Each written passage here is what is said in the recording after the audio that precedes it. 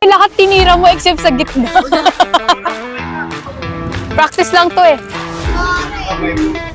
Ayan guys, lalagyan natin tong, anong tawag dito kuya? Arm guard. Para pag yung sling daw, tumama sa kamay, hindi masakit.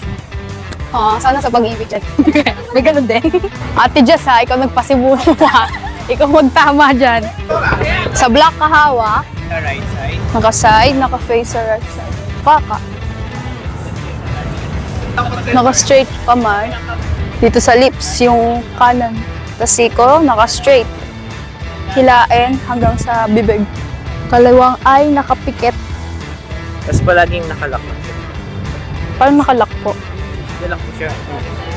Ito po. So hindi na siya hinahawakan yung arrow. Meron na lang siyang, nakalak na siya dito sa string. Tapos yung hawakan niya, anuin mo na lang. Susunod na yung arrow. Oh my gosh, pinapanood ko lang to sa mga K-pop sports events. Ito yung itsura yan guys. Nilalak dito tapos dito sa kaliwa. Tapos yung kamay dito lang sa may hawakan. Ayan na sila. Ang kasama ko si Nigel, si Ate Jazz, si Ann, at saka si Aki. Sino meron? Pag mo lang masyadong gagalawin.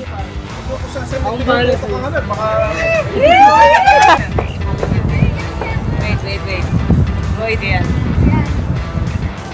Focus sa goal! Wow!